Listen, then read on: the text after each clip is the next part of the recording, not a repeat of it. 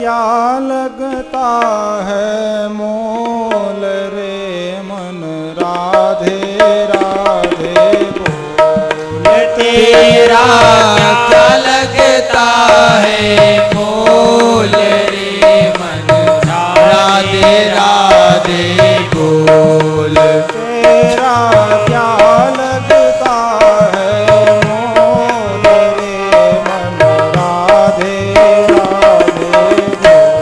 बोल तेरा क्या लगता है मोल रे मन राधे राधे बोल रे मन राधे राधे बोल रे मन राधे राधे बोल रे मन राधे राधे बोल रे मन राधे राधे बोल रे मन वृंदावन में डोल रे मन वृंदावन में डोल रे मन वृंदावन में डोल रे मन वृंदावन में डोल तेरा क्या लगता है मोल रे मन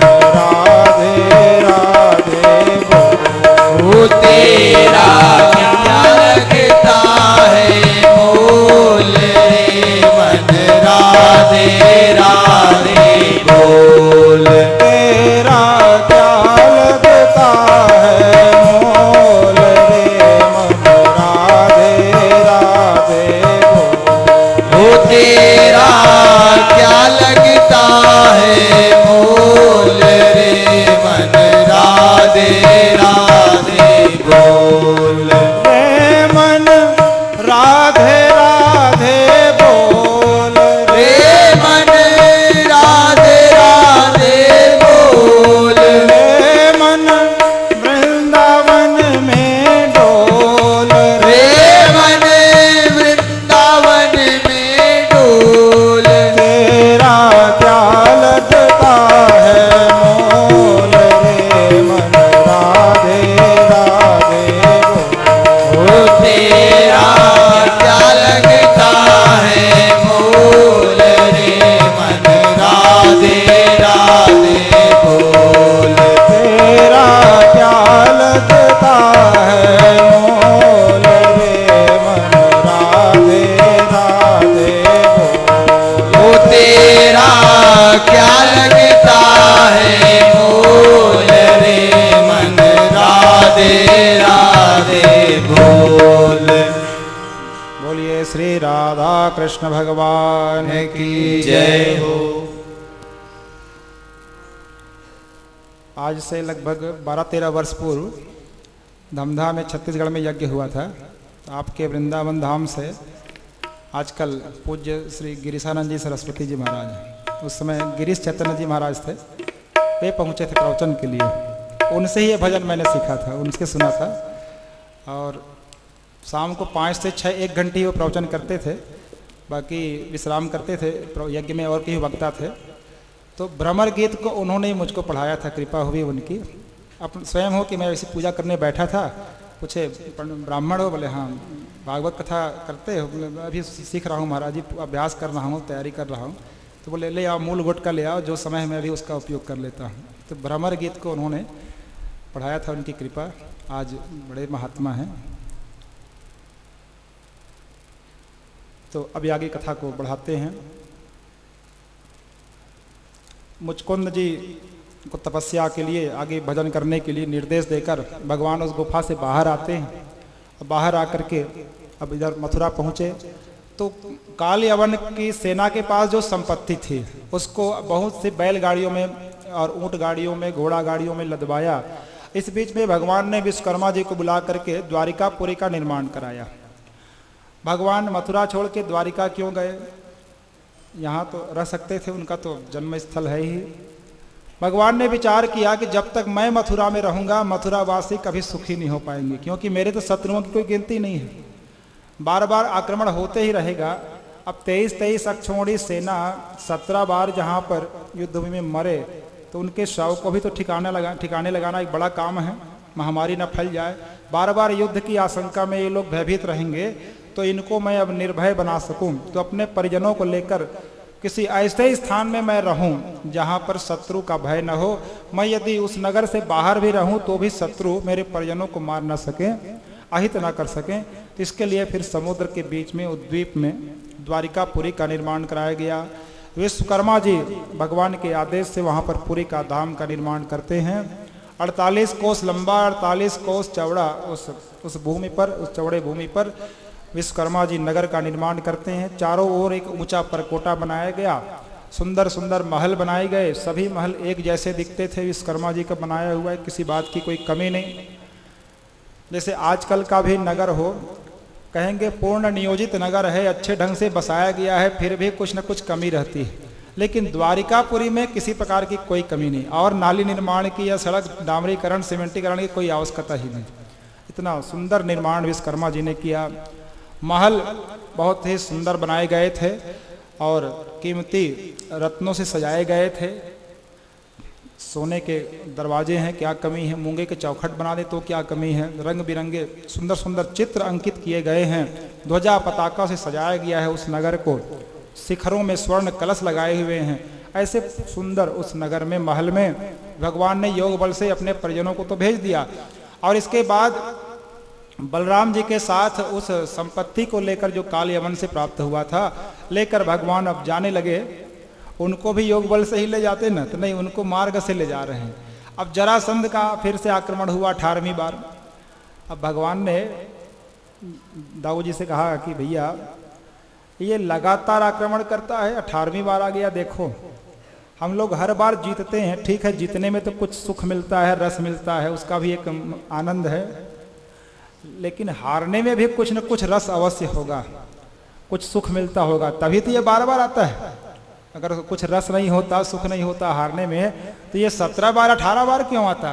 बार बार आ रहा है माने हारने का भी अपना एक अलग उसका रस होगा, अनुभूति होगी। तो क्यों ना हम भी उसको एक बार चख के देखें। दाऊ जी ने कहा अरे जो कमजोर हो वो हारे, हम क्यों हारेंगे। अब इस बार तो रोकना मत, इस बार तो मैं इसे मार के ही रहूंगा। कृष्ण जी ने कहा नहीं नहीं भैया, अभी इसको मारने का समय नहीं आया है, चलो हम दोनों भागते हैं। फिर भगवान वहां से भागने लग गए और रणछोड़ कहा। ये बोलिए रणछोड़ भगवान की जय हो। ये कुछ भी करते हैं, इनकी अपकीर्ति नहीं होती, इनकी कीर्ति ही बढ़ती जाती है, यश में वृद्धि ही होती है। पर्वत में जाके छिप गए, ऊंचे ऊंचे घास थे, उनमें जाके छिपे। जरासंध की सेना ने पीछा किया। जरासंध कहता था कि अरे भागना तो मुझे चाहिए, 17 बार मैं हारा हूं, तुम्हें देखकर तो मुझे भागना चाहिए, उल्टे तुम लोग भाग रहे, रुको रुको रुको। लेकिन कृष्ण बलराम दोनों भाई नहीं रुके, जाकर ऊंची ऊंची जो घास थी उसके भीतर जाके छिप गए। अब सैनिक उनको ढूंढने लगे, लेकिन इतने दूर दूर तक वो घास थी कि पता नहीं चला। तो किसी ने सलाह दिया कि इसमें आग लगा देते हैं, और आग लगने से या तो वो जल के मारे जाएंगे या फिर बाहर निकलेंगे तो हम लोग मार देंगे। तो आग लगा दिया गया। वो भी भगवत प्रेरणा ही है। वहाँ पे मधुमक्खी के इतने बड़े बड़े छत्ते थे, और जब धुआं निकला आग लगने से तो वो सब बिदक गए। अब पूरी सेना पर टूट पड़े, और जब सेना पर मधुमक्खियों ने हमला किया सब तितर बितर हो गए। अब मौका देख के भगवान कूद कर बाहर निकल आए। अब जब ये बाहर आ रहे थे तो भागवत जी में तो 1-2 श्लोकों में ही बलदाऊ जी का विवाह हो गया है। बस राजा रेवत पहुंचे रेवती को लेकर के, और उन्होंने रास्ते में ही निवेदन किया कि ये पुत्री है, विवाह कर लो, विवाह हो गया। लेकिन अन्य पुराणों में कुछ और चर्चा है। तो राजा रेवत उनकी जब कन्या विवाह के योग्य हुई तो उन्होंने सोचा कि चलो किसी पंडित से पूछें अब इसका योग बना है कि नहीं बना है, इस साल विवाह होगा कि नहीं, और वर किस दिशा में प्राप्त होगा, कैसा वर प्राप्त होगा, चलो पूछा जाए। तो फिर उन्होंने सोचा साधारण पंडितों से पूछते हैं ना, तो ज़्यादा से ज़्यादा 60-70% मामलों में ही ये सही हो पाता है। कुंडली जो है 100% तो हो नहीं पाता। कई बार पंडित लोग बताएंगे कि उत्तर दिशा में विवाह होगा, विवाह दक्षिण दिशा में तय हो जाता है, चूक हो जाती है गणना में कभी कभी। तो बोले ऐसे पंडित से पूछूं जिसमें चूक की संभावना ही ना हो। तो बोले वो कौन है? तो बोले ब्रह्मा जी, स्वयं पितामह ब्रह्मा जी, जिन्होंने कन्या के साथ जन्म के साथ ही उसका पति तय हो जाता है, ये भाग्य में लिखा जाता है। तो उनसे ही पूछें कि इसके लिए उन्होंने किसको चुन रखा है वर के रूप में। उस कन्या को लेकर ये ब्रह्मलोक चले गए। और रास्ते में एक दूसरे लोक में नाच गान हो रहा था, तो कुछ देर रुक गए और उसके बाद ब्रह्मा जी के पास पहुँचे, प्रणाम किया और निवेदन करके कहा, प्रभु इस कन्या के योग्य वर बतलाइए। ब्रह्मा जी ने हंसते हुए कहा, अरे तुम यहाँ क्यों चले आए, वहाँ तो कई युग बीत गया। अब तुमने जिनको जिनको वर के रूप में सोच रखा था ना, प्रस्तावित जो उम्मीदवार थे, उनकी तो 1000-2000 पीढ़ी बीत चुकी है, कोई उनके गोत्र में नाम लेवा नहीं बचा, सब अंतर आ चुका है। तो अब जल्दी से जल्दी जाओ, और तुम्हारी कन्या बहुत लंबी है ना, दूसरे युग की कन्या है, प्रत्येक सतयुग में सबसे अधिक लंबाई होती है, फिर उससे कम त्रेता में, उससे कम द्वापर में, और फिर यहाँ से कलयुग में और छोटे हो जाते हैं हम लोग। तो त्रेता की कन्या हो और द्वापर का वर हो, तो द्वापर में सबसे लंबा वर भी होगा ना जो व्यक्ति पूरे विश्व में, उससे भी अधिक लंबाई तो त्रेता की कन्या में होगी। तो बेमेल जोड़ी तो है ही है, जोड़ी समान होनी चाहिए वर वधू में। अब रेवती जी को लेकर के ये पहुंच गए, बोले बलराम जी ही द्वापर में जितने पुरुष हैं उनमें सबसे लंबे हैं, तो जाओ वे ही योग्य वर हैं, उनसे विवाह हो जाए। अब विवाह हो रहा था, 1-2 साल पहले यहाँ रायपुर से शर्मा जी आए थे कथा कराने के लिए। अयोध्या जी के संत जी की कथा हुई थी ना, क्या गोपालाचार्य जी या ऐसा कुछ, हाँ, तो उनकी रिकॉर्डिंग सुन रहा था मैं, यहाँ से ले गए तो उन्होंने इस प्रसंग पे कहा था कि जब फेरे हो रहे थे तो लोग द्वारिकावासी जो हंसते थे कि देखो गिल्ली का विवाह डंडे से हो रहा है, उनके रिकॉर्डिंग में सुना मैंने। तो शुरू में मुझको लगा कि डंडा बलराम जी को कहा गया होगा, नहीं, डंडा तो रेवती जी को कहा गया था। रेवती जी की लंबाई इतनी अधिक थी कि लोगों ने गिल्ली बना दिया बलराम जी को, जो इतने लंबे हैं बेचारे।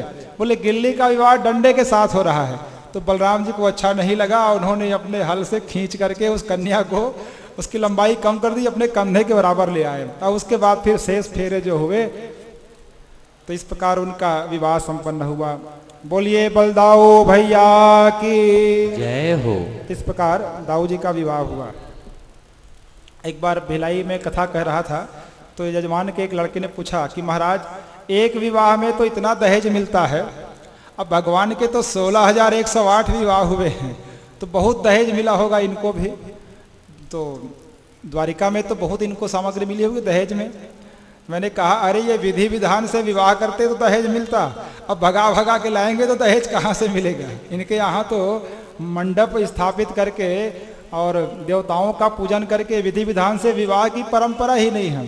देखिए दाऊ जी का विवाह तो रास्ते में ही हो गया एक प्रकार से। अब कृष्ण जी का रुक्मिणी जी के संग विवाह होगा तो हरण विधि से हो गया। अब फिर कालिंदी ने ऐसे ही भगवान को स्वीकार कर लिया।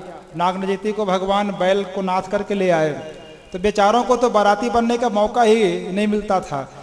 तो ऐसे ही अब लोगों ने सोचा चलो बलदाऊ भैया के बाराती नहीं बने, कृष्ण जी के बाराती नहीं बने, इनका बेटा होगा तब बारात जाएंगे। प्रद्युम्न को संबरासुर हर के ले गया और वो वहीं से विवाह करके आ गए, तो वहां भी वो मौका हाथ से गया। कहा इनके नाती के बारात जाएंगे। अनिरुद्ध को उषा हर के ले गई रातों रात, तो वहां भी उनको बाराती बनने का मौका नहीं मिला। अच्छा, तब द्वारिकावासी ने सोचा चलो बाराती बनने का सौभाग्य हमारे भाग्य में नहीं है ना, सुख नहीं है, चलो घराती बनेंगे। जब सुभद्रा का विवाह होगा तो हम बारातियों की सेवा करेंगे। लेकिन बेचारी सुभद्रा भी अर्जुन के साथ भाग गए। तो कुल मिला के न इनको घराती बनने का मौका मिलता था न बाराती बनने का मौका मिलता था, तो दहेज कहाँ से मिलेगा। अब भगवान कृष्ण द्वारिका पहुंचे। रामावतार में और कृष्णावतार में बहुत अंतर है। वहां तो तुम राजा बनो ऐसा होता रहा, अंत में खड़ाऊ राजा बन गया। राजा कोई नहीं बना तो खड़ाऊ ही राजा हो गया वहां। और यहाँ बड़े भाई के रहते, पिता के रहते किसी को नहीं पूछा और स्वयं द्वारिकाधीश बन गए। बोलिए द्वारिकाधीश भगवान की जय। कृष्ण कथा बहुत विचित्र कथा है। राम जी मर्यादा पुरुषोत्तम है और कृष्ण जी लीला पुरुषोत्तम है। लीला में तो कुछ भी हो सकता है, तो इन्होंने अब द्वारिकाधीश अब ये बन गए। अब भगवान कृष्ण के विवाहों की कथा का प्रारंभ करते हैं। विवाहों का कहना पड़ रहा है ना, बहुवचन में है। एक विवाह होता तो विवाह की कथा, तो भगवान के अनेकों विवाह हुए। अब फिर भी इनको योगेश्वर कहा गया है। राम जी एक विवाह करते हैं तो गृहस्थी हो जाते हैं। अब कृष्ण जी के इतने विवाह हुए, 16,108 हो गए, और गोपियों की तो गिनती ही नहीं है, राधा रानी है ही हैं, फिर भी उनको योगेश्वर कहा गया। और हैं ही, केवल कहा नहीं गया, वो हैं भी योगेश्वर ही हैं। कोई उनको कभी मोहित नहीं कर सके, कोई रिझा नहीं सके। तो ऐसे प्रभु भगवान श्री कृष्ण के विवाह की कथा यहाँ से प्रारंभ करते हैं। परीक्षित जी ने पूछा कि भगवान भीष्मक सुतां रुक्मिणीं रुचिराननां राक्षसेन विधानेन उपयेम इति श्रुतम्। कि भगवान का विवाह तो रुक्मिणी जी के संग विधि विधान से होना था, राक्षस विधि से विवाह क्यों हुआ, ये मैं आपसे सुनना चाहता हूं। सुखदेव जी कहते हैं कि राजा सेद भीष्मको नाम विदर्भादिपतिर्महान तस्य पंचाभवन पुत्रा कन्यैका च वरानना। विदर्भ देश के राजा थे भीष्मक, उनके 5 पुत्र थे और 1 पुत्री। 5 पुत्रों के नाम बहुत सुंदर हैं। इनके 6 संतान का नाम देखिए, रुक्मरथ, रुक्मबाहु, रुक्मकेश, रुक्ममाली, रुक्मी और रुक्मिणी। रुक्म सभी के नाम में आया है। एक बढ़िया संयोग देखिए। अच्छा, इसी प्रसंग पर एक श्लोक याद आ रहा है कालिदास जी का। एक अत्यंत मूर्ख व्यक्ति को गेरुआ कपड़ा पहना करके साधुओं जैसा वेश बना के राजा भोज की नगरी में एक मंदिर में बिठा दिया गया और चर्चा कर दी उनके विरोधियों ने कि ये कालिदास जी के गुरु हैं, और उसको कह दिया कि तुम चुप ही रहना, मौन ही रहना, क्योंकि बोलोगे तो भेद खुल जाएगा। अब सब लोग आया के प्रणाम करने लगे, बोले कालिदास जी इतने महान हैं तो उनके गुरु और न जाने कितने विद्वान होंगे। अब राजा भोज भी आ गए 2-4 दिन बाद दर्शन करने के लिए। महाराज, आपका चेला ही मेरे दरबार की शोभा बढ़ा रहा है, तो आज आप भी आइए दरबार में। आमंत्रण दे के चले गए। अब बेचारा वो तो मूर्ख था, घबरा गया, राजा के दरबार में कैसे जाऊं। तो कालिदास जी वहां पर पहुंचे और कहा कि मैं जानता हूं कि तुम पढ़े लिखे नहीं हो, मेरे विरोधियों की ये चाल है, लेकिन तुम्हारी प्रतिष्ठा हो चुकी है मेरे गुरु के रूप में ना, तो कोई बात नहीं, आज भर की बात है, मैं भी तुमको गुरु मान लेता हूं, दरबार में आ जाओ, लेकिन बोलना मत, क्योंकि बोलोगे तो भेद खुल जाएगा सब। ठीक है। अब वो व्यक्ति आ गया और राजा ने पूछा, जब वो बैठ गए तो, कि महाराज एक प्रश्न है मेरे मन में, उसका मैं उत्तर आपसे चाहता हूं। कुछ लोग रावण कहते हैं या कुछ लोग रावण कहते हैं, तो अंतिम वर्ण जो है वो न है कि अण है, आप इसका निराकरण कर दीजिए। आप बड़े विद्वान हैं संस्कृत के। और वो बेचारा चुप रहा, क्योंकि मना किया था कालिदास जी ने। लेकिन राजा ने जब बार बार पूछा, कुछ अधिक जोर दिया अपने शब्दों पर, तो बेचारा पहली बार सभा में आया था, कुछ नर्वस था, उसके मुख से निकल गया कि रावण सही है। रावण कहना चाह रहा था, लेकिन बीच में भ लग गया उससे कि बोले रावण सही है। अब सब लोग हंसने लग गए। अब कालिदास जी ने सोचा कि मैं अपना गुरु बना के लाया हूं, तो इसके मान को, इनके मान को बचाना भी अब मेरा ही कर्तव्य है। तो खड़े हो गए। अब बोले मेरे गुरु ने जो कहा सत्य कहा है कि रावण ही सही है। अब सब लोग शांत हो गए। बोले कालिदास जी जैसे कह रहे हैं, क्या बात है, तो सिद्ध कीजिए। बिल्कुल कहा उन्होंने। भकारः कुंभकर्णे च, अब भकारश्च विभीषणः। इनकी तो कुल परंपरा है, नाम का दूसरा वर्ण भ होता है, कुंभ कर्ण विभीषण, तो भकारः कुंभकर्णे च भकारश्च विभीषणः। अतयोर्ज्येष्ठे कुलः श्रेष्ठे भकारः किम न विद्यते। तो इनके बड़े भाई के नाम में भ क्यों नहीं आएगा? अंतिम वर्ण अणा होता है और दूसरा वर्ण भ होता है। इनकी परंपरा है। कुंभकर्ण विभीषण, वैसे ही रावण, ये सही है। तो इनके नाम में देखिए, रुक्मरथ, रुक्मबाहु, रुक्मकेश, रुक्ममाली, रुक्मी और रुक्मिणी। रुक्म आया है, रुक्म से ही रुपया बना है बाद में अपने हिंदी संस्कृत में। तो 5 पुत्र और 1 पुत्री। राजकुमारी रुक्मिणी बाल्यकाल से ही नारद जी के मुख से भगवान के नाम रूप लीला गुण धाम की चर्चा सुनती थी। ये विवाह की कथा है, लेकिन इसको जीव और ब्रह्म के मिलन या विवाह के कथा के रूप में भी देख सकते हैं।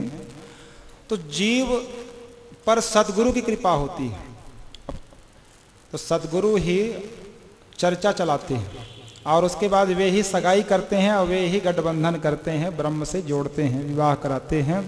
तो यहाँ पर नारद जी ने ये काम किया है, सदगुरु की भूमिका निभाते हैं।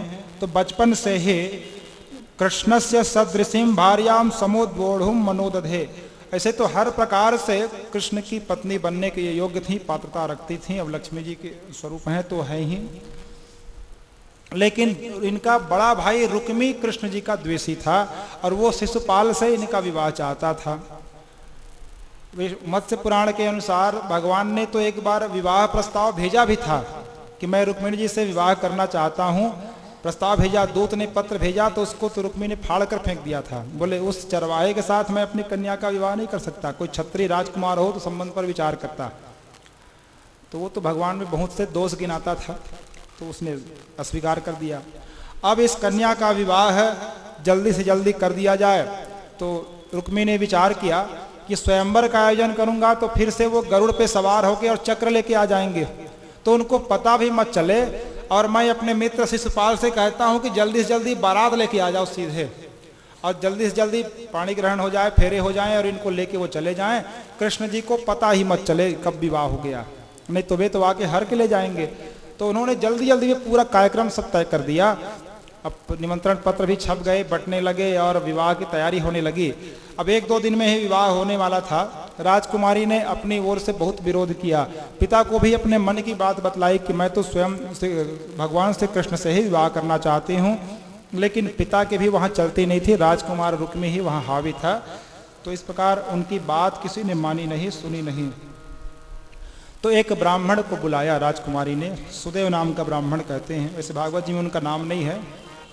उस ब्राह्मण को अपनी बात कही राजकुमारी रुक्मिणी ने कि हे ब्राह्मण देवता, यदि कोई कन्या अपने मन में किसी वर को चुन ले, उसके बाद यदि उससे उसका विवाह ना हो, किसी अन्य पुरुष से विवाह हो जाए, तो क्या वो उत्तम सती कहाएगी? कहा नहीं, जो मन में है उसी से विवाह हो, मन वचन कर्म से एक ही पुरुष का चिंतन हो, तब वो उत्तम सती कहलाएगी। तो रुक्मिणी जी ने कहा कि तो फिर मैं उत्तम सती नहीं कहूंगी, क्योंकि मेरे मन में तो कृष्ण जी हैं और विवाह फिर किसी और के साथ हो रहा है। तो हे ब्राह्मण देवता, आप मेरे धर्म पालन में मेरी सहायता कीजिए। आप हमारे पुरोहित हैं और पुरोहित का काम है अपने यजमान को धर्म के अनुसार चलने की शिक्षा देना या उसको धर्म पालन का सामर्थ्य ही प्रदान करना। तो आप मेरी सहायता कीजिए, तो मेरी सहायता कीजिए। तो क्या कर सकता हूं? तो कहा मैंने एक पत्र लिखा है, अब इस पत्र को ले जाकर द्वारिकाधीश तक पहुंचा दो और उनका फिर उत्तर लेके आओ। तो फिर कहा मेरे लिए रथ की व्यवस्था कर दो तो मैं जल्दी जाके आ जाऊं। बोले चोरी छिपे भेज रही हूं तो रथ की व्यवस्था कहां से करूं, नहीं तो पता चल जाएगा भाई को या पिताजी को, तो आपको अपने ही साधन से जाना होगा। तो ठीक है भाई, पत्र लिखो चलो। अब राजकुमारी रुक्मिणी पत्र लिखने लगी। कुछ लोग कहते हैं कि वो लिखती जाती थी और आंसुओं से सब धुलता जाता था। वो तो कुछ बिंदु से थे काजल के, उनको देखकर ही भगवान ने सब कुछ पता लगा लिया। लेकिन भागवत जी में तो अक्षरशः पूरे पत्र का वर्णन, एक एक अक्षर सहित 7 श्लोकों में उन्होंने पत्र लिखा है। संस्कृत का अच्छे से अच्छा विद्वान हो वह भी इतने कम शब्दों में इतनी अधिक बातें नहीं कर सकता जो राजकुमारी रुक्मिणी ने लिखा है। बहुत अद्भुत है ये 7 श्लोक। बसंत तिल का छंद में है ये। अब राजकुमारी रुक्मिणी ने पत्र लिखा। अब प्रेम पत्र में संबोधन बड़ी समस्या होती है ना, पहले भी चर्चा हो रही थी। अभी तो कुछ संबंध स्थापित हुआ नहीं तो क्या कहें, संबोधन बड़ी समस्या होती है। जैसे एक महात्मा थे चांगदेव जी, उनकी कथा सुनते हैं। 1400 साल के हो गए थे, हठ योगी थे। अब संत ज्ञानेश्वर जी से मिलना चाह रहे थे तो कहा पहले पत्र लिखकर सूचित कर दूं। अब कागज कलम उठाया, अब विचारने लगे संबोधन क्या लिखूं, प्रणाम लिखूं कि आशीर्वाद लिखूं। बोले बड़े महात्मा हैं, आशीर्वाद कैसे लिखूं, मैं भी 1400 साल का हूं, वो तो बहुत छोटा बालक है, कैसे उनको प्रणाम लिखूं। तय नहीं कर पाए तो झल्ला कर कोरा कागज ही भेज दिया, जाओ शिष्यों से कहा जाओ दे दो उनको, वो समझ जाएंगे। अब महात्मा जी ने, ज्ञानेश्वर जी ने देखा कि ये कोरा कागज है। अब चेला कहता था कि जल्दी से जवाब दीजिए, तो उसी कलम उठाया, उसी कागज पे लिख दिए 1400 वर्षों की साधना के बाद भी कोरे के कोरे रह गए। आज तक कोरे ही रहे, इसमें कुछ रंगा नहीं, सदगुरु ने कृपा नहीं की लगता है। तो अब फिर आगे के विषय अंतर हो जाएगा। राजकुमारी जी संबोधन, तो इन 7 श्लोकों में 7 संबोधन है भगवान के, अद्भुत हैं। 7 ही श्लोक क्यों? 8 श्लोक भी हो सकते थे, 5 भी हो सकते थे। तो ये विवाह का प्रस्ताव है। अब विवाह में 7 की संख्या का बहुत महत्व है। सप्तपदी होते हैं, 7 फेरे होते हैं, 7 वचन होता है, 7 जन्मों का संबंध होता है। इसलिए 7 श्लोकों में पत्र लिखा। अच्छा, 8 प्रकार के विवाह माने गए हैं मनुस्मृति में।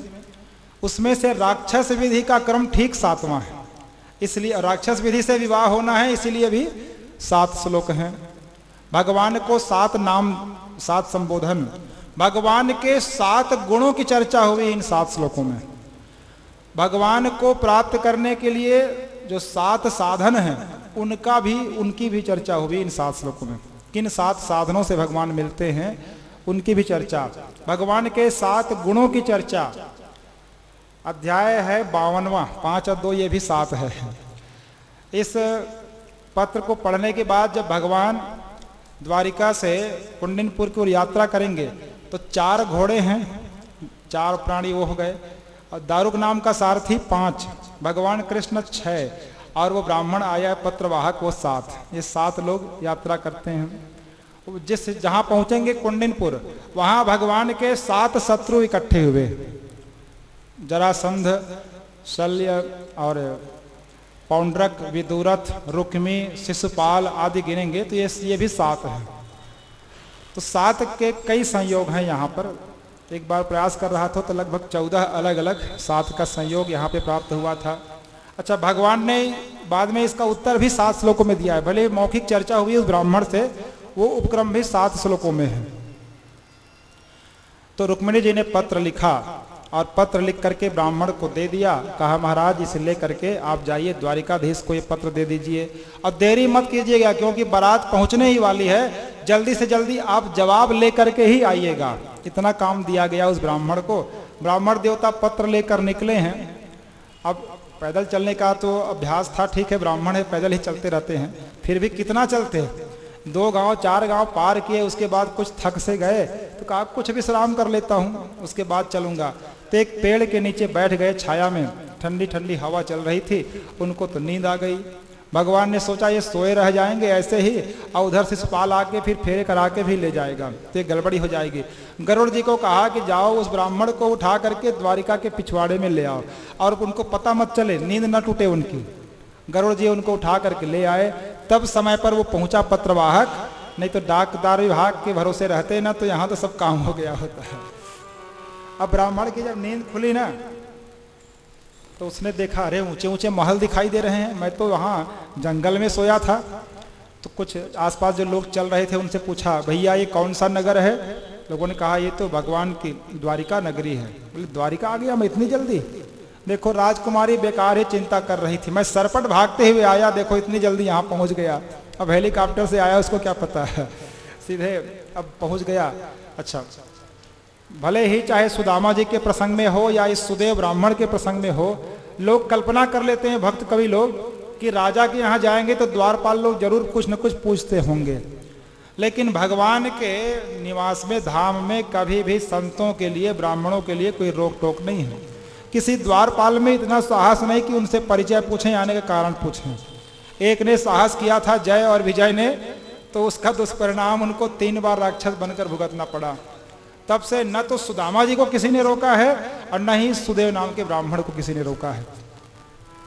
सीधे ये भगवान कृष्ण के अंतःपुर तक पहुंच गए और वहां पहुंचकर इन्होंने अब अपनी, जैसे ये पहुंचे तो भगवान ने खड़े होकर उनका स्वागत किया, उनको आसन दिया, पांव धुलवा लिए ब्राह्मण मान करके।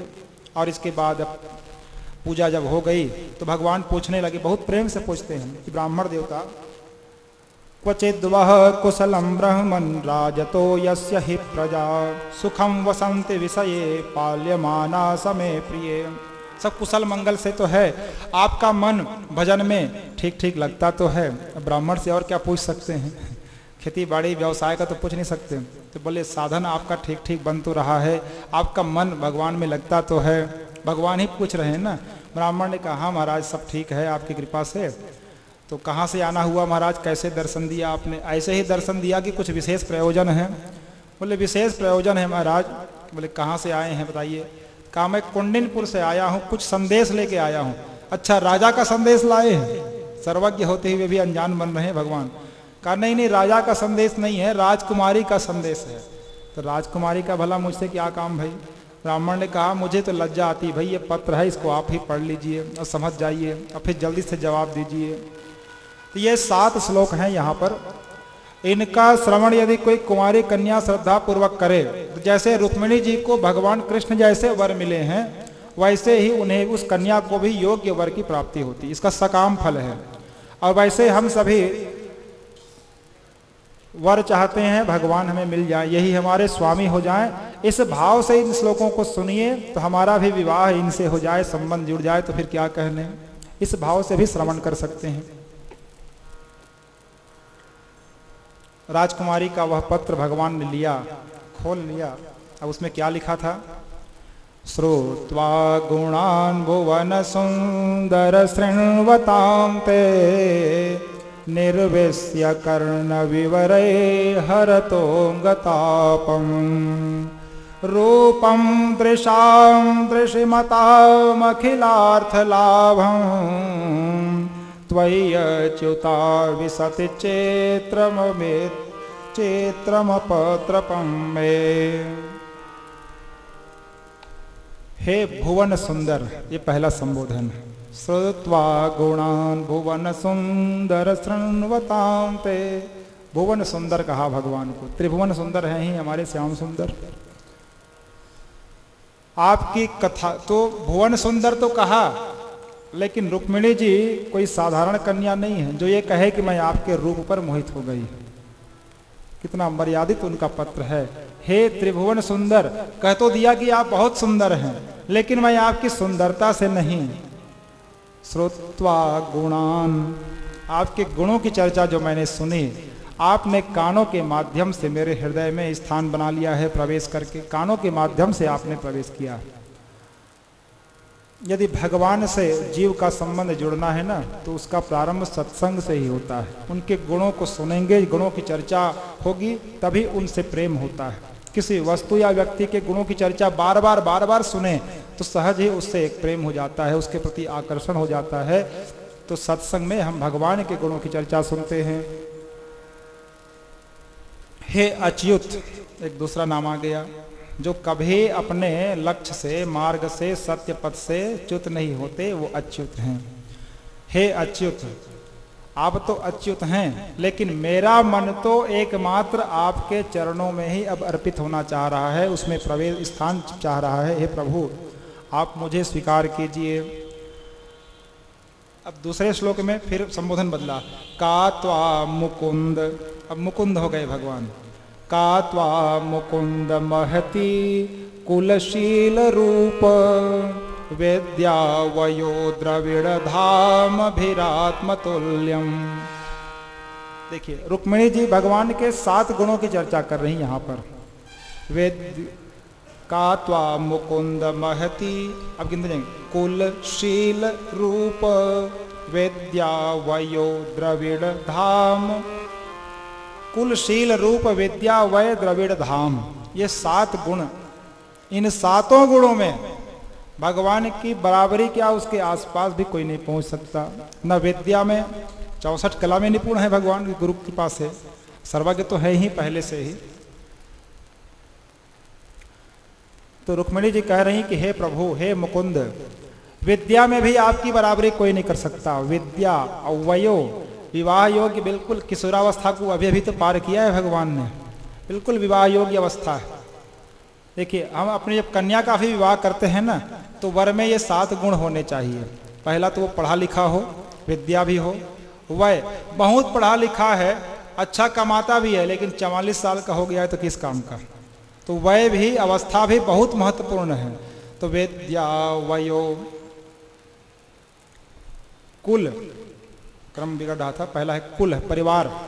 तो भगवान यदुवंश में जन्मे हैं, उस कुल के गौरव की चर्चा, उस यश की चर्चा, कीर्ति की चर्चा पुराणों में है, अनेक ग्रंथों में है, सदग्रंथों में है। महापुरुष जिनका गान करते हैं, ऐसे कुल में भगवान का अवतार हुआ है। तो कुल में भी भगवान की कोई बराबरी नहीं कर सकते, जहाँ बड़े बड़े महात्मा हुए, भक्त हुए। तो कुल, शील, भगवान के विरोधी भले ही कुछ कहें शिशुपाल आदि, लेकिन शील में भी भगवान की बराबरी कोई नहीं कर सकते। जो रासलीला में पूर्णिमा की रात्रि में कल हम सबने श्रवण किया, एकांत में राधा जी जैसी सुंदरी और कामदेव के द्वारा बाण चलाने के समय चलाते हुए उस समय में भी जो उनको छोड़कर जा सके, उससे बड़ा ब्रह्मचारी और कौन हो सकता है। तो शील में भी भगवान की बराबरी कोई नहीं कर सकते। कुल, शील और रूप में कोई बराबरी कर ही नहीं सकता। तो स्वयं सिद्ध है पहले से ही। कुल, शील, रूप, फिर विद्या, फिर वय, इस पर चर्चा हो चुकी है। द्रविड़ माने धन, धन में भी द्वारिका के वैभव की बराबरी कोई नहीं कर सकता। बड़े से बड़ा धन्ना सेठ भी होगा ना, तब भी द्वारिका नहीं बसा सकता दोबारा, जिसमें सुधर्मा सभा हो और पारिजात हो, कोई उनके धन की भी बराबरी नहीं कर सकते। बोले ठीक है, अच्छे कुल में जन्मा हुआ वर है, पढ़ा लिखा भी है, धन भी बहुत है और शील भी अच्छा है, सुंदर भी है, और फिर द्रविड़ के बाद है धाम, लेकिन रहने के लिए मकान नहीं है, किराए के मकान में रहता है, ये भी एक दोष माना जाएगा। भगवान के पास तो धाम भी है, और धाम ऐसा कि उसकी भी बराबरी कोई नहीं कर सकता, द्वारिका नगरी की। तो कुल, शील, रूप, विद्या, वय, द्रविड़, धाम, इन सातों गुणों में हे मुकुंद का त्वा मुकुंद महते कुलशील रूप विद्या वयो द्रविड़ धाम अभिरात्म तुल्यम। लेकिन लक्ष्मी जी है ना, कुछ न कुछ अपनी बात भी तो कहेंगी। तो मैं भी इन गुणों में आपके सर्वथा योग्य हूँ, भिरात्म तुल्यम, मैं भी आपके योग्य हूँ। तो एकदम से मैं भी कमजोर हूँ, दीनहीन हूँ, ऐसा भी मत मानिएगा। लेकिन अहंकार भी नहीं है, अहम भी नहीं, मान भी नहीं है, वो तो निवेदन है रुक्मिणी जी का। प्रभु आप तो इन गुणों में श्रेष्ठ हैं, मुझे स्वीकार कर लीजिए। अब इसके बाद उनकी चतुराई देखिए, जोश दिलाते हैं। यदि जंगल में किसी सिंह ने किसी पशु का शिकार कर लिया, अब उसके शिकार को, उसके भाग को कोई क्षुद्र जीव छीन कर ले जाए, तो उस मरे हुए शिकार हुए पशु की बदनामी नहीं होगी, सिंह की बदनामी होगी। तो हे प्रभु आप हैं सिंह और मैं तो आपका ही भाग हूँ। रुक्मिणी जी कह रही हैं, यदि मुझे शिशुपाल हर के ले जाए या विवाह करके ले जाए तो मेरी बदनामी नहीं होगी, आपकी बदनामी होगी। तो जोश भी दिला रही है, बोले आपको आना ही पड़ेगा। अब ये भी कह दिया, उसके बाद कहते हैं लेकिन प्रभु जीव तो चाहता है कि उसका संबंध ब्रह्म से हो जाए, लेकिन जीव की पात्रता होगी तभी तो ब्रह्म उसे स्वीकारेंगे। तो पात्रता कैसे? पुरतेष्ट दत्त नियम व्रत देव विप्र गुरुवर्चनादि बिरलम भगवान परेशः। पूर्त, इष्ट, दत्त, नियम, व्रत, देव, विप्र, पूजन, गुरु अर्चन आदि साधनों से ही भगवान मिलते हैं। ये 7 साधन यहाँ पे चर्चा में आए एक श्लोक में। इन 7 साधनों से यदि मैंने इस जन्म में और पिछले कई जन्मों में आराधितो यदि गदाग्रज एत्य पाणिम गृह्णातु मे न दम घोष सुतादयोन्ये। यदि मैंने कभी इन 7 साधनों से आपकी पूजा की हो, आराधना की हो, अब मुझ में ये पात्रता आ गई हो कि आपके मैं योग्य हूँ, तो प्रभु आप मुझे स्वीकार कीजिए। और यदि आपके मैं योग्य अभी नहीं हो पाई हूँ, यदि आप मुझे स्वीकार नहीं करेंगे तो मैं फिर से तपस्या करूँगी, और उस जब तक आप मुझे स्वीकार नहीं कर लेंगे तब तक मैं प्रयास करती रहूँगी, लेकिन अन्य किसी पुरुष से विवाह नहीं कर सकती। और यदि प्रभु यदि आपकी कृपा मुझ पर हो रही हो, आप मुझे स्वीकारना चाह रहे हों, अपने योग्य मुझे समझ रहे हों, तो प्रभु आप आइए और निर्मत्य चैद्य मगधेन्द्र बलम प्रसह्य माम राक्षसेन विधिनोद्वह वीर्य शुल्काम। कि आप आइए प्रभु और राक्षस विधि से हरण करके मुझसे विवाह कर लीजिए। अब रुक्मिणी जी यदि पत्र में लिख देती प्रभु आप तो सर्वसमर्थ हैं, विधि विधान से मुझसे प्राणी ग्रहण कीजिए, तो भगवान तो सचमुच में रुक्मी की बुद्धि बदल सकते थे, सर्वसमर्थ हैं। और बारात लेके जाते द्वारिकावासी, कम से कम बाराती बनते, लड्डू तो खाते, और रुक्मिणी जी से विवाह करके भगवान आते। रुक्मिणी जी ने ही पत्र में लिख दिया कि माम राक्षसेन विधिनोद वह वीर्य शुल्काम। अपने वीरता का प्रमाण संसार को देते हुए जरासंध और बड़े बड़े योद्धाओं की उपस्थिति में उनको पराजित करके राक्षस विधि से हरण करके मुझसे विवाह कीजिए, इससे आपका मान बढ़ेगा। अब रुक्मिणी जी ने ही कह दिया तो भगवान तो कहते हैं ये यथा माँ प्रपद्यन्ते तां तथैव भजाम्य हम। भक्त मुझे जिस रूप में पाना चाहता है मैं उन्हें उसी रूप में प्राप्त होता हूँ। तो भगवान ने कहा ठीक है मैं हरण करके ही प्राप्त कर लूंगा। तो अब इसके बाद अब देखिए 7 ही श्लोक में इतनी चर्चा हो रही ना, कितनी बातें हो रही हैं। अब रुक्मिणी जी ने कहा प्रभु आप ये सोच रहे होंगे कि जब हरण करके विवाह करना है तो महल में आक्रमण किए बिना हरण कैसे संभव है, और फिर महल में आक्रमण करूंगा तो रुक्मिणी के पिता और भाई को मारना पड़ेगा, तब तो हरण हो पाएगा। तो प्रभु आप चिंता मत कीजिए, योजना भी मैं बता के इसमें लिख रही हूं कि गौरी पूजन के लिए जब मैं महल से बाहर निकलूंगी ना तो वहां पे सुरक्षा व्यवस्था भी बहुत ढीली रहेगी। महल में तो बहुत टाइट व्यवस्था है, सैनिक खड़े हुए हैं। तो मंदिर में आप आइएगा और वहां पर मैं अपने सखियों के साथ और ब्राह्मणियों के साथ गौरी पूजन के लिए जाऊंगी, वहीं पर आप मिलिएगा, वहीं से आप मेरा हरण कर लेंगे। वहां मेरे पिताजी और भाई भी नहीं होंगे, उनसे आपको लड़ना भी नहीं पड़ेगा। तो ये योजना भी बता दी और अंत में यह भी कह दिया, माने ये योजना देखिए, यस्याम बहिर्नववधो गिरिजामुपेयात, गिरिजा पूजन के लिए मैं जाऊंगी, वहीं आप मिलिएगा। और यदि मेरी इस प्रार्थना को आप स्वीकार नहीं करेंगे प्रभु, तो मैं तो यस्यांघ्रि पंकज रजस्नपनम महांतो वाक्षन्त्युमाप्यति रिवात्मतमोपहत्यै, फिर से मैं तप करूंगी, आपको ही पाने का प्रयास करूंगी। इतना सब कुछ लिखा है केवल 7 श्लोकों में, ये बहुत बड़ी बात है।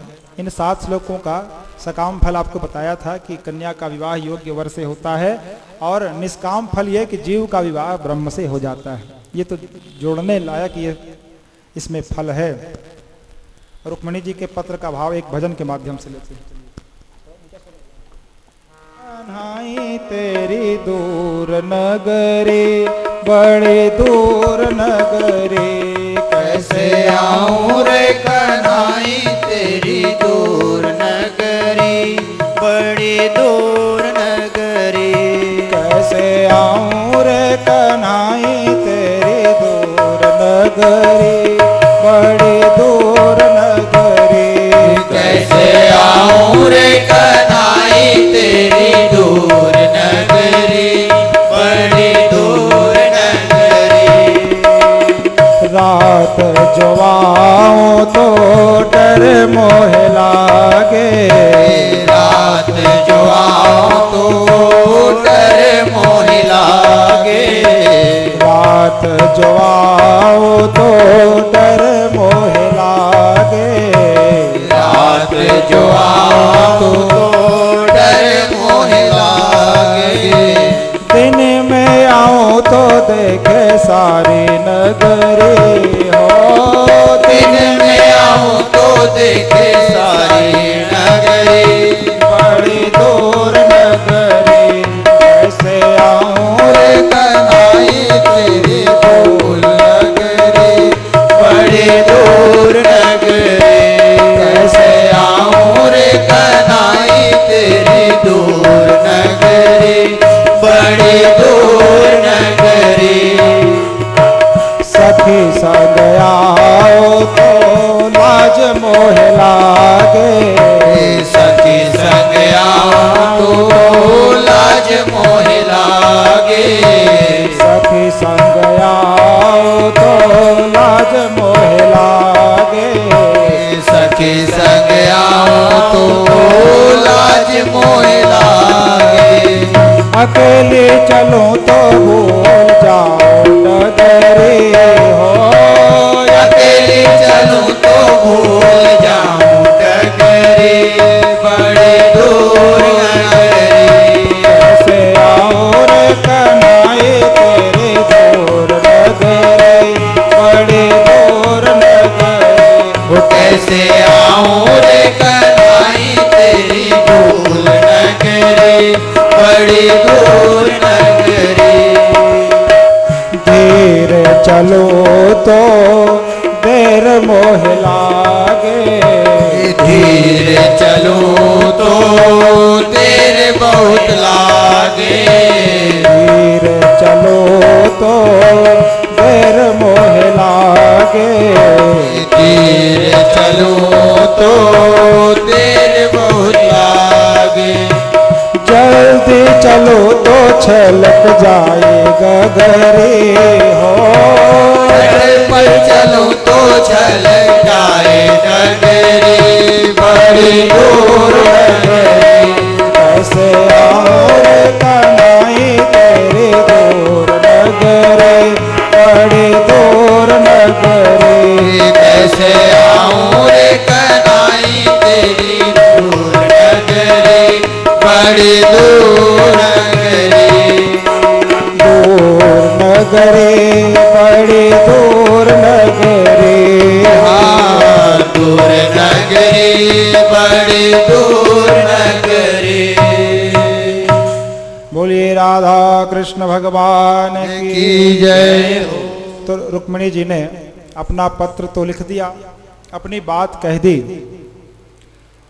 ब्राह्मण कहता है, जो पत्रवाहक है, इत्येते गोह्य संदेशा यदुदेव मया हृता। ये जो गुप्त संदेश है मैंने आपको पढ़ा दिया या सुना दिया, अब आपका इसमें जवाब क्या है ये मुझे बतला दीजिए। तो भगवान कृष्ण का जवाब देखिए क्या कहते हैं। भगवान ने कहा, तथा हम अपि तच्चित्तो निद्रां च न लभे निशि। मुझे भी रात में नींद नहीं आती। निद्राम च न लभे निशि, ये तो भागवत जी का भाव है कि मैं भी रुक्मिणी जी से विवाह करना चाहता हूँ, लेकिन रुक्मिणी ने मेरा प्रस्ताव तो फाड़कर फेंक दिया था। आज राजकुमारी स्वयं चाह रही हैं तो अवश्य ही मैं उनके इस प्रस्ताव को स्वीकार करूँगा। और इसके बाद भगवान ने, अब इतनी जल्दी है, हड़बड़ी है कि दाऊ जी को भी नहीं उठाया, किसी को बताया भी नहीं। कुछ बड़ों को साथ ले जाते, हमेशा दाऊ जी के साथ जाते हैं, आज उनको ले लेते। बस दारुक से कहा चलो रथ तैयार करो, और अकेले ही निकल पड़े। रथ में सवार होकर के ये अब कुंडिनपुर की यात्रा करते हैं। अब दूसरे दिन सवेरे सवेरे जब दाऊ जी को पता चला कि रथ नहीं है, तो उन्होंने पूछा कि कहाँ गए कृष्ण जी। तब पता चला कि वो तो कुंडिनपुर चले गए अकेले। तो पीछे पीछे यादवी सेना लेकर भ्रातृ प्रेम में दाऊ जी भी जाते हैं। इधर राजकुमारी रुक्मिणी अपने महल में बैठे बैठे विचार कर रही थी कि पता नहीं वो ब्राह्मण वहां तक पहुंचा कि नहीं पहुंचा, ब्राह्मण पहुंचा कि नहीं। तो उनका जवाब क्या है, हाँ ठीक है। तो ब्राह्मण वहां तक पहुंचा कि नहीं, और यदि पहुंच भी गए हों तो द्वारिकाधीश से भेंट करने का उनको अवसर मिला कि नहीं। जब तक कोई काम नहीं बना रहता ना, हमारे मन में तरह तरह के प्रश्न उठते रहते हैं। द्वारिकाधीश से उनकी भेंट हुई कि नहीं, अब भेंट हुई तो पत्र देने का साहस किया कि नहीं, अब पत्र को पढ़ा महाराज ने तो उसमें सहमत हुए कि नहीं, उनकी स्वीकृति है कि नहीं। उसी समय वो ब्राह्मण वहां पर मुस्कुराते हुए पहुंचा, और जब मुस्कुराते हुए पहुंचा तो राजकुमारी ने समझ लिया कि काम बन गया है, अच्छा संकेत है। कहा महाराज जवाब लाए। तो जवाब लाए। ब्राह्मण ने कहा मैं जवाब नहीं लाया, जवाब देने वाले को ही लेके आ गया हूं। आधा काम मैंने नहीं किया, पूरा चोखा काम मैंने किया है, पूरा काम कर दिया। तो अच्छा ठीक है, कहाँ पर ठहरे? बोले वहाँ नगर के बाहर भी ठहरे हुए हैं, द्वारिकाधीश जी पधार चुके हैं, आप चिंता मत करो। ऐसा उन्होंने कहा। कुछ देर रुकवाइए ना, तब तो है। अब राजकुमारी जी बहुत संतुष्ट हो गई। तो उन्होंने कहा ब्राह्मण देवता आपने तो बहुत बड़ा काम किया है, आपको कुछ भेंट देना चाहिए, दक्षिणा देनी चाहिए। तो आपको क्या चाहिए? कहा मैंने ये काम दक्षिणा के लोभ में नहीं किया, एक सती के सतीत्व की रक्षा की, एक कन्या के धर्म की रक्षा की, तो इसमें मुझे कोई धन की कामना नहीं है, मुझे कुछ नहीं चाहिए। तो भागवत जी में लिखा है तो राजकुमारी ने केवल उस ब्राह्मण को प्रणाम कर दिया। अब आजकल कोई ब्राह्मण को केवल प्रणाम कर दे तो लेकिन राजकुमारी ने जो प्रणाम किया है तो इसमें धीरज की बात है। लक्ष्मी जी ने जिसको प्रणाम बस कर दिया तो कुछ कहने की आवश्यकता नहीं। तो चाहे लक्ष्मी जी हों, रुक्मिणी जी हों, चाहे कृष्ण जी, ये किसी को बता करके देने वाले नहीं। इन दोनों का स्वभाव है अपने घर से तो खाली हाथ ही भेज देते हैं प्रणाम करके, पर ये घर जाते हैं तो त्रिलोकी का ऐश्वर्य इनके घर पहुंच गया होता है। ये इन दोनों का स्वभाव। सुदेव पर कृपा रुक्मिणी जी ने की और सुदामा जी पर कृपा भगवान कृष्ण ने की। तो इस प्रकार अब पत्र को जवाब भी आ गया है, भगवान भी आ चुके हैं। अब दूसरे दिन, अब ठीक समय अधिक हो रहा है, थोड़ा जल्दी कर लेते हैं। तो फिर गिरजा पूजा के लिए राजकुमारी रुक्मिणी अपनी सखियों के संग और कुछ ब्राह्मणियों के संग जब निकलती हैं और वहाँ मंदिर में पहुँच करके देवी की पूजा करती हैं। पहले द्वार पर पुनः आचमन किया, हाथ मुँह धो लिया, पवित्र होकर के मंदिर के भीतर गईं और वहाँ उन्होंने नानोपहार बलिभिर वार मुख्या सहस्त्रशः अनेक उपचारों से देवी की पूजा की और पूजा करने के बाद प्रार्थना करती हैं, नमस्ये त्वाम्बिके वीक्षणं स्वसंतानयुतां शिवाम। देखिए, योग्य वर की प्राप्ति अगर किसी कन्या को करनी हो तो गिरजा पूजन करना चाहिए, देवी गिरजा का व्रत करना चाहिए। सीता जी ने भी गौरी पूजन किया, रुक्मिणी जी ने भी गौरी पूजन किया और गोपियों ने भी देवी कात्यायनी का व्रत किया, तब जाके उनको भगवान वर के रूप में प्राप्त हुए, पति रूप में प्राप्त हुए। ये तो महामंत्र है। यहाँ विवाह यदि कोई बाधा हो तो इसका जाप भी हो सकता है, नमस्ये त्वाम्बिके वीक्षणं स्वसंतानयुतां शिवां भूयात् पतिर्मे भगवान कृष्णस्तदनुमोदताम्। हे देवी, हे जगत जननी, हे गौरी, हे गिरिजा, आपको प्रणाम है। स्वसंतान युताम शिवाम, आपको अपने पति और संतान सहित प्रणाम है, गणेश जी और शिव जी सहित प्रणाम है। और आप कृपा करके मुझे ऐसा वर दीजिए कि भूयात पतिर में भगवान कृष्ण तदनुमोदताम, कृष्ण जी ही मेरे पति हो जाएं, ऐसा मुझे वर दीजिए। इस प्रकार पूजा करके स्तुति करते हुए वे वरदान मांगती हैं। सीता जी ने भी गौरी जी का स्मरण किया था, चलिए हम लोग भी स्मरण कर लें, फिर आगे। जय जय गिरिवर राज किशोरी, जय जय गिरिवर राज किशोरी, जय जय गिरिवर राज किशोरी, जय जय गिरिवर राज किशोरी, जय महेश मुख चंद चकोरी, जय महेश मुख चंद्र चकोरी, जय गजवदन सडानन माता, जय गजवदन सडानन माता, जगत जननी दामिनी दुति गाता, जगत जननी दामिनी दुति गाता, नहीं तव आदि मध्य अवसाना, नहीं तव आदि मध्य अवसाना, अमित प्रभाव वेद नहीं जाना, अमित प्रभाव वेद नहीं जाना, भव भव विभव पराभव कारिणे, भव भव विभव पराभव कारिणी, विश्वविमोहिनी स्ववश विहारिणे, विश्वविमोहिनी स्ववश विहारिणी, सेवत तो ही सुलभ फलचारी, सेवत सोई सुलभ फलचारी, वरदायिनी प्यार प्यारे,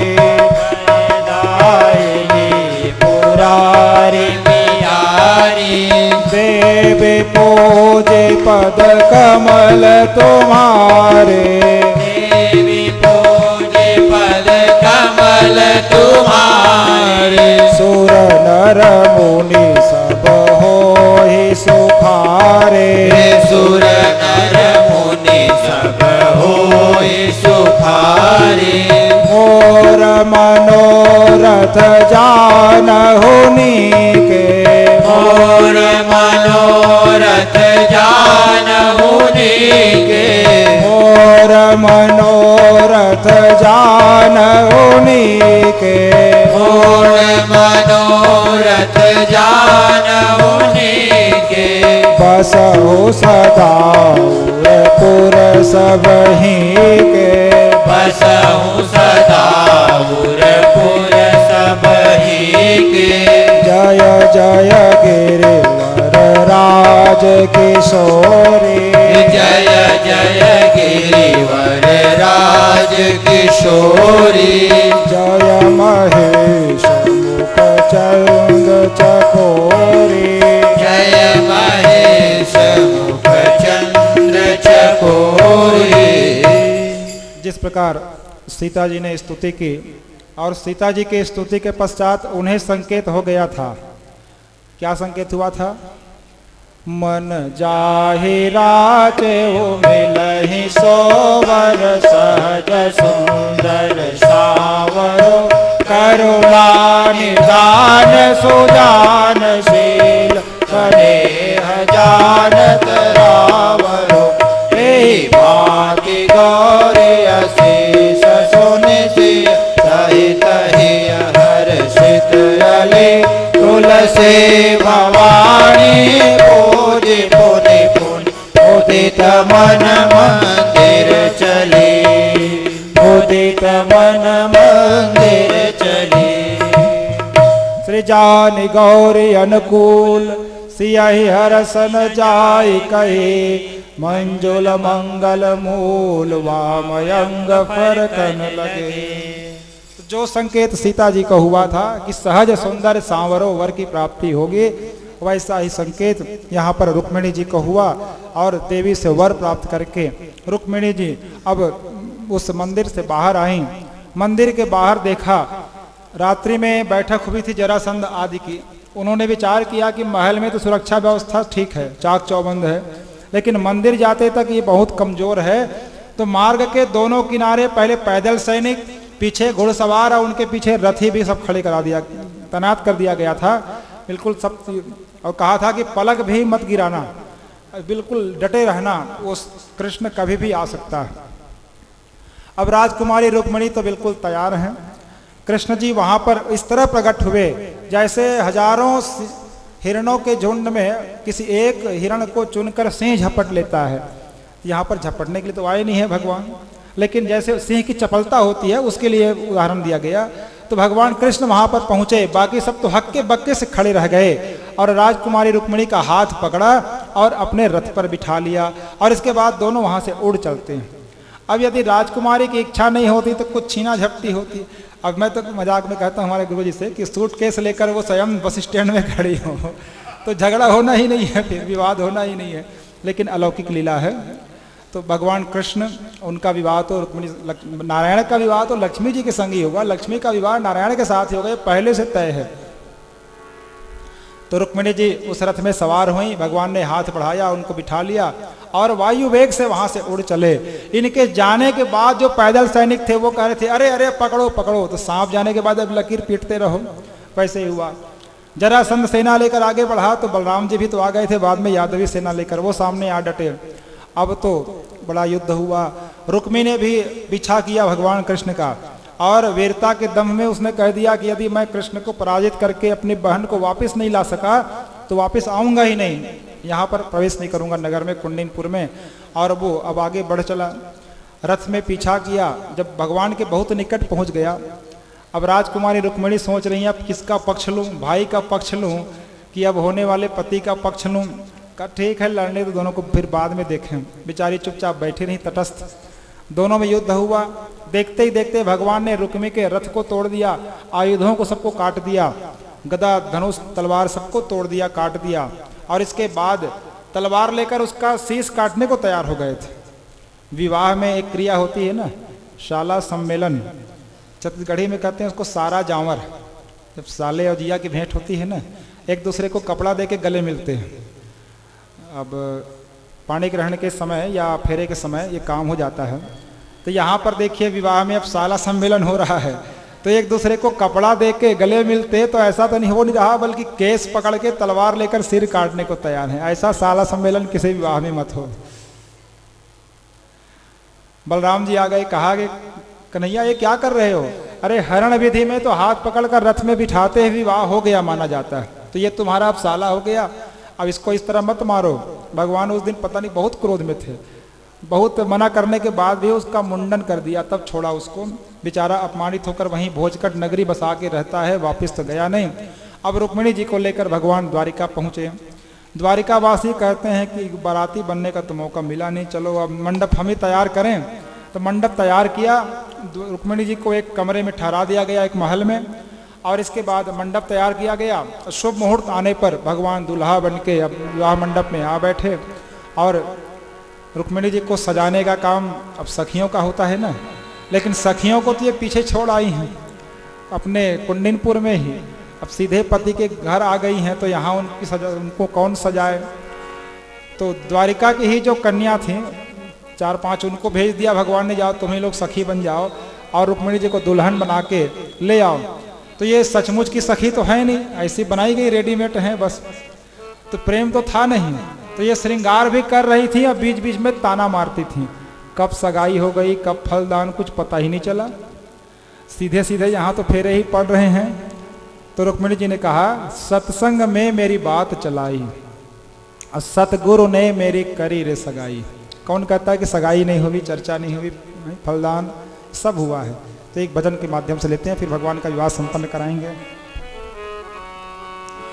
आओ मेरी सखियां मुझे मेहंदी लगा दो, आओ मेरी सखियों मुझे मेहंदी लगाओ, आओ मेरी सखियां मुझे मेहंदी लगा दो, आओ मेरी सखियां मुझे मेहंदी लगा दो, मुझे श्याम सुंदर की दुल्हन बना दो, मुझे श्याम सुंदर की दुल्हन बना दो, मुझे श्याम सुंदर की दुल्हन बना दो, मुझे श्याम सुंदर की दुल्हन बना दो। सत्संग में मेरी बात चलाई, सत्संग में मेरी बात चलाई, सत्संग में मेरी बात चलाई, सत्संग में मेरी बात चलाई, सतगुरु ने मेरे करी रे सगाई, सतगुरु ने मेरे करी रे सगाई, उनको बुला के हथ लेवा तो करा दो, उनको बुला के हथ लेवा तो करा दो, मुझे श्याम सुंदर के दुल्हन बना दो, मुझे श्याम सुंदर की दुल्हन बना दो, आओ मेरे सखियां मुझे मेहंदी लगा दो, आओ मेरी सखियां मुझे मेहंदी लगा दो, मुझे श्याम सुंदर के दुल्हन बना दो, मुझे श्याम सुंदर की दुल्हन बना दो, भक्ति का सुरमा मैं आंख में लगाऊंगी, भक्ति का सुरमा मैं आंखों में लगाऊंगी, भक्ति का सुरमा मैं आंख में लगाऊंगी, भक्ति का सुरमा मैं आंखों में लगाऊंगी, लेके एक तारा मैं श्याम श्याम गाऊंगी, एक तारा मैं श्याम श्याम गाऊंगी, सखियों को बुला के डोली तो सजवा दो, सखियों को बुला के डोली तो सजवा दो, मुझे श्याम सुंदर के दुल्हन बना दो, मुझे श्याम सुंदर की दुल्हन बना दो, आओ मेरी सखियां मुझे मेहंदी लगा दो, आओ मेरी सखियों मुझे मेहंदी लगा दो, मुझे श्याम सुंदर के दुल्हन बना दो, मुझे श्याम सुंदर की दुल्हन बना दो, बांध के घुंघरू में उनको रिझाऊंगी, बांध के घुंघरू में उनको रिझाऊंगी, बांध के घुंघरू में उनको रिझाऊंगी,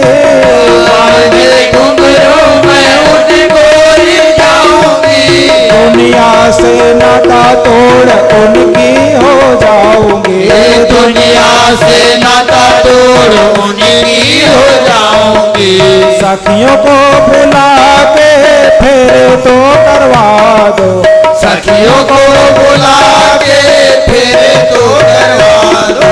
मुझे श्याम सुंदर के दुल्हन बना दो, मुझे श्याम सुंदर की दुल्हन बना दो। आओ मेरी सखियां मुझे मेहंदी लगा दो, आओ मेरी सखियों मुझे मेहंदी लगा दो। मुझे श्याम सुंदर के दुल्हन बना दो, मुझे श्याम सुंदर की दुल्हन बना दो। ऐसी ओढ़ चुनरी के रंग नाही छूटे, ऐसी ओढ़ चुनरी के रंग नाही छूटे, ऐसी ओढ़ चुनरी के रंग नाही छूटे, ऐसी ओढ़ चुनरी के रंग नाही छूटे। ऐसा वरो दुल्हा जो कबहू न रूठे, ऐसा वरु दुल्हा जो कबहू न रूठे। आज मेरे मोतियों से मांग भरा दो, आज मेरे मोतियों से मांग भरा दो। मुझे श्याम सुंदर के दुल्हन बना दो, मुझे श्याम सुंदर की दुल्हन बना दो। आओ मेरे सखियां मुझे मेहंदी लगा दो, आओ मेरी सखियों मुझे मेहंदी लगा दो। मुझे श्याम सुंदर के दुल्हन बना दो, मुझे श्याम सुंदर की दुल्हन बना दो। मुझे श्याम सुंदर के दुल्हन बना दो मुझे श्याम सुंदर की दुल्हन बना दो। बोलिए श्री लक्ष्मी नारायण भगवान की जय। इसके बाद राजकुमारी रुक्मिणी को सजा करके दुल्हन बना करके विवाह मंडप में लाया गया और विधि विधान से भगवान श्री कृष्ण का विवाह रुक्मिणी जी के संग द्वारिका वासियों ने संपन्न कराया। तो आपकी भी जो तैयारी है ये चलिए और विवाह संपन्न कराते हैं। हाँ हाँ करिए करिए।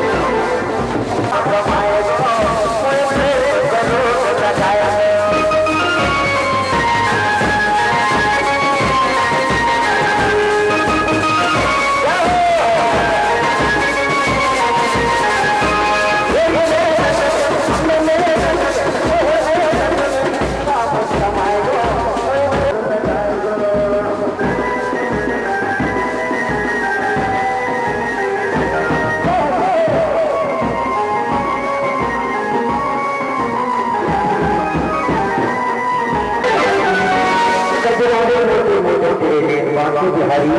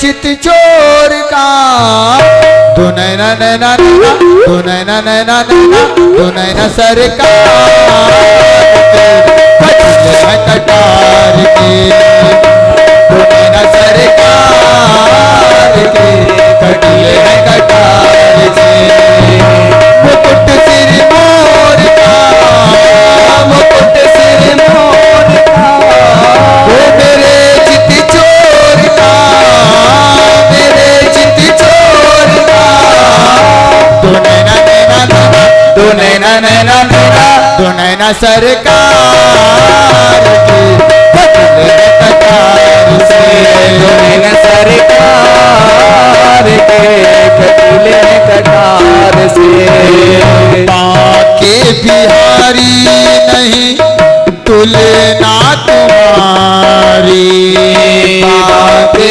बिहारी नहीं तुलना तुम्हारी बाके बिहारी नहीं तुलना तुम्हारी बाके बिहारी नहीं तुलना तुम्हारी तुम सा न देखा पहले कोई अनारी तुम सा न देखा कोई पहले अनारी तुम सा न देखा पहले कोई अनारी तुम सा न देखा पहले कोई अनारी दीवानों ने विचार के दीवानों ने विचार के कहा है पुकार के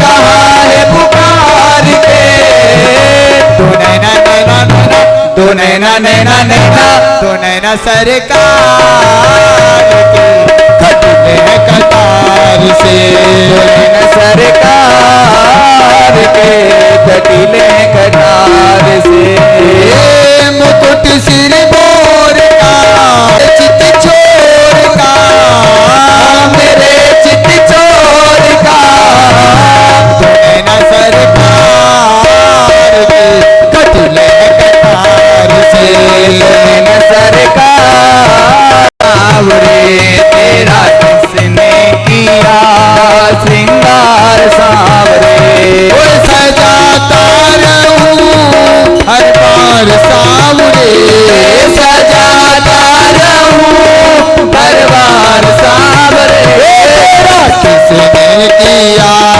श्रृंगार सांवरे तेरा किसने किया श्रृंगार सांवरे कृष्ण कन्हैया आज बता दे कौन सा भजन सुनाऊं कृष्ण कन्हैया आज बता दे कौन सा भजन सुनाऊं कृष्ण कन्हैया आज बता दे कौन सा भजन सुनाऊं कृष्ण कन्हैया आज बता दे कौन सा भजन सुनाऊं अरे कोई ऐसा गीत बता दे तू नाचे मैं गाऊं कोई ऐसा गीत बता दे तू नाचे मैं गाऊं कोई ऐसा गीत बता दे तू नाचे मैं गाऊं कोई ऐसा गीत बता दे तू नाचे मैं गाऊं ये नचाता रहे हर बार सांवरे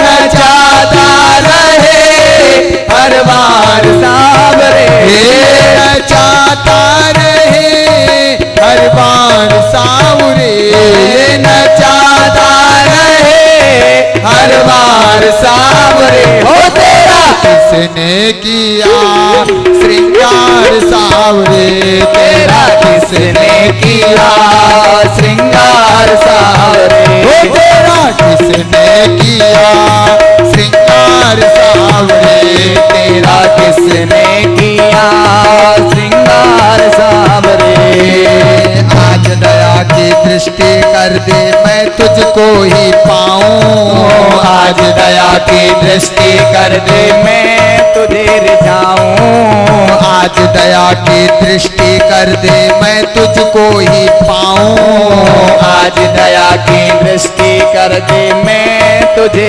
रिझाऊं, तन मन सब कुछ भेंट चढ़ा कर तुझ पर वारी जाऊं, तन मन सब कुछ भेंट चढ़ा कर तुझ पर वारी जाऊं, तुझ पे होता रहूं हर बार सावरे, तुझ पर होता रहूं नौचार सावरे, तुझ पर होता रहूं हर बार सावरे, तेरा किसने किया श्रृंगार सावरे, तेरा किसने किया श्रृंगार सावरे, ये सजाता रहूं हर बार सावरे, ये सजाता रहूं हर बार सावरे, तेरा किसने किया श्रृंगार सावरे, तेरा किसने किया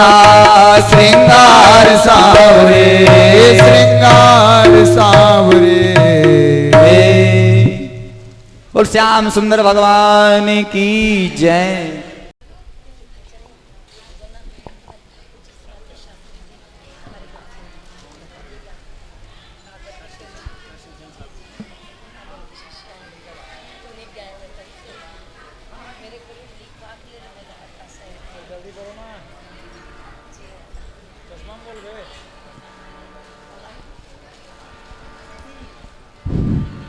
बोलिए लक्ष्मी नारायण भगवान की जय। मंगलम भगवान विष्णु मंगलम गरुड़ध्वज मंगलम पुंडरीकाक्ष मंगलाय तनो हरे। मेघानाद घटा घटा घट घटा घाटा घटा घूंघटा मंडूकस्य बको बको बक बको बाको बको बुम बको विद्युत ज्योति चकीमकी चकमकी चाकीमकी दृश्यते एथ्यं नंद किशोर गोप बनिता वाचस्पति पातु अह यावतोय धरा धरा धर धरा धारा धरा भूधरा यावत् चारु सुचारु चारु चमरम चामीकरम चामरम यावद् रावण राम राम रमणम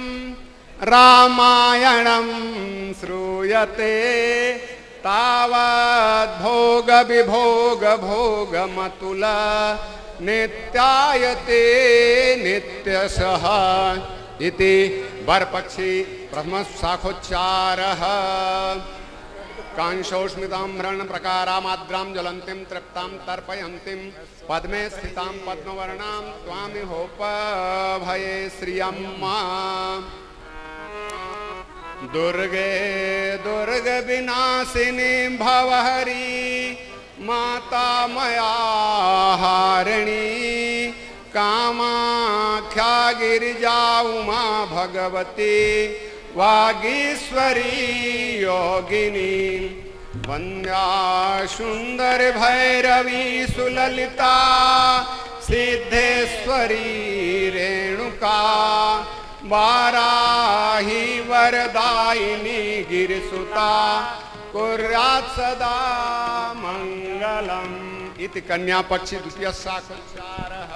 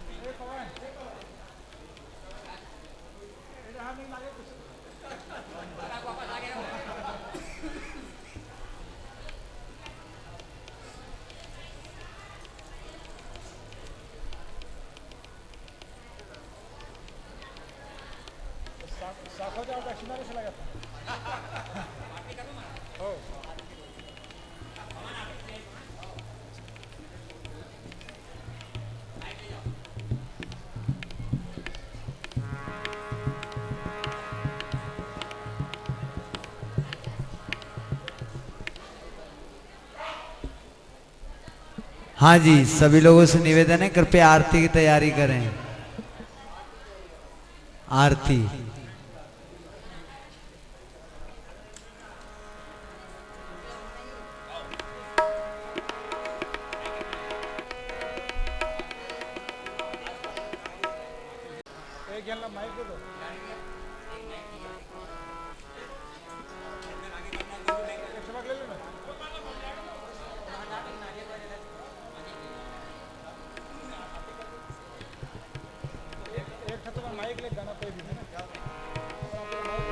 बिहारी लाल की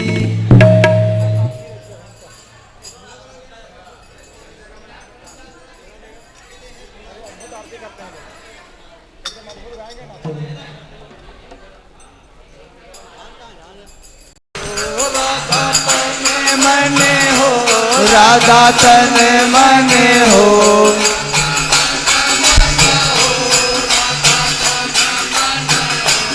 राधा तन मन हो राधा तन मन हो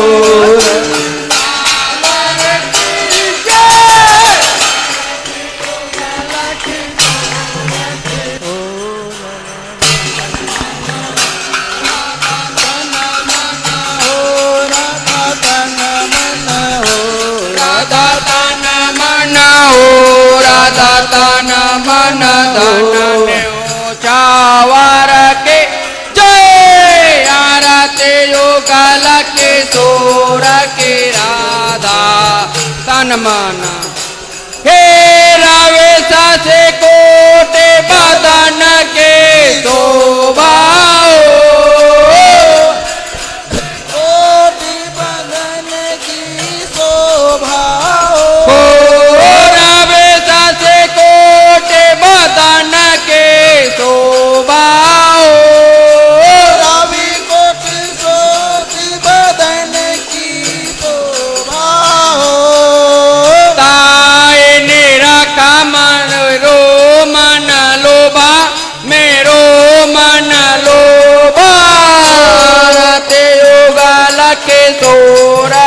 राधा तन मन हो राधा तन मन हो राधा तन मन हो राधा तन मन हो राधा तन मन धन हो चावर के जय आरती युगल के सोर के राधा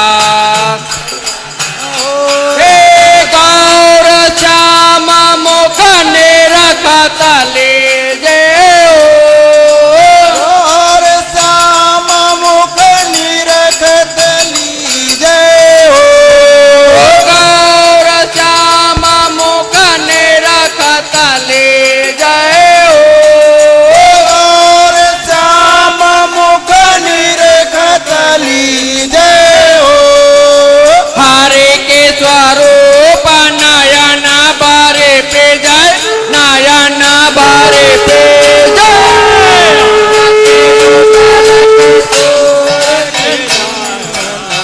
तन मन हो राधा तन मन हो राधा तन मन हो राधा तन मन हो राधा तन मन हो छावर के जय आरती युगल के सोर के राधा तन मन हो रे बोलन से जपोलन बन माला हो बोलन से जपोलन बन माला हो बोलन के से जपोलन बन माला हो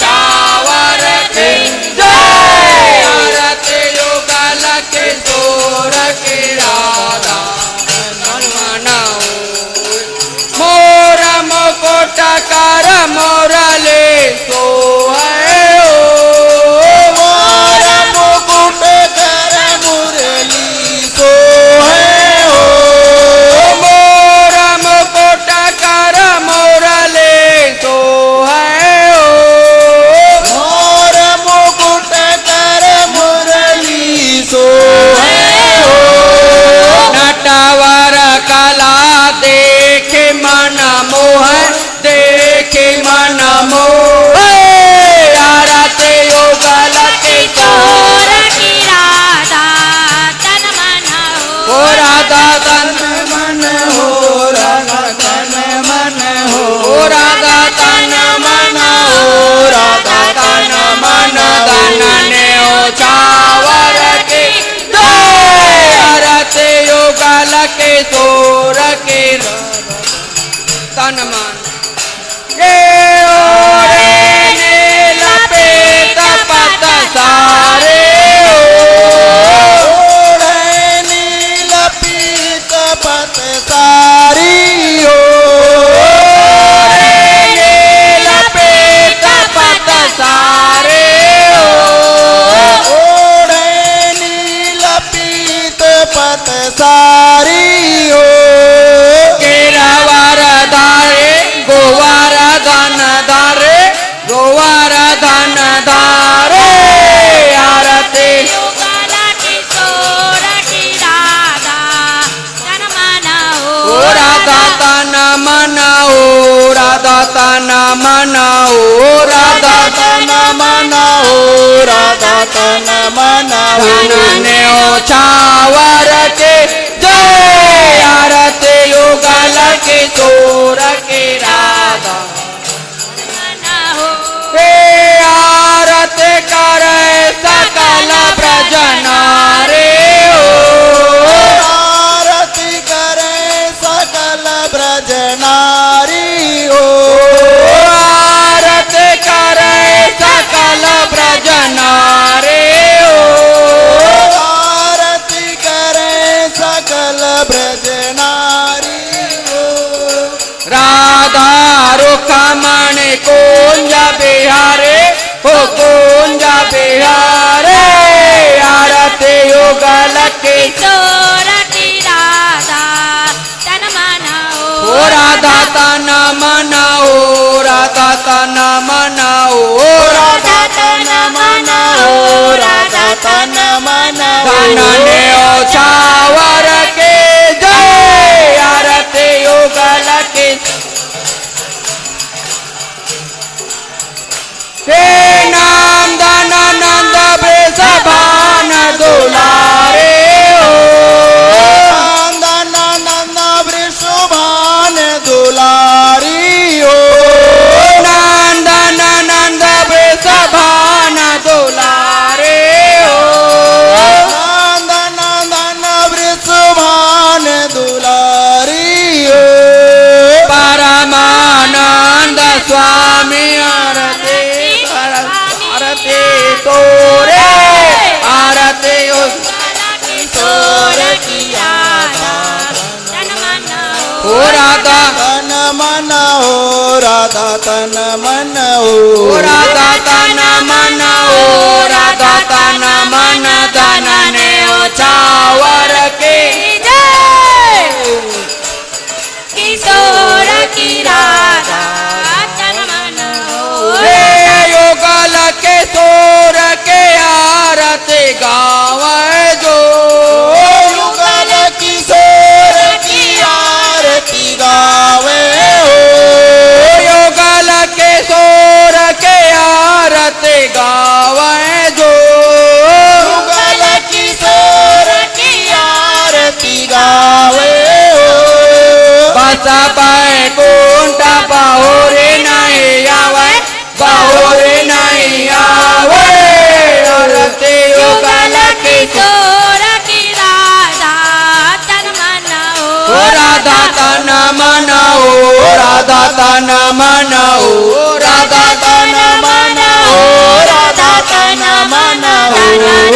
चावर के जय आरती युगल के चोर के राधा ओ राधा तन मन ओ राधा तन मन ओ राधा तन मन ओ राधा तन मन धन ने ओ चावर के जय आरती युगल के चोर के राधा तन मन ओ हाथी घोड़ा पाल के जय कन्हैया लाल के हाथी घोड़ा पाल के जय कन्हैया लाल के हाथी घोड़ा पाल के जय कन्हैया लाल के हाथी घोड़ा पाल के जय कन्हैया लाल के कर्पूर गौरम करुणावतारम संसार सारम भुजगेन्द्रहारम सदा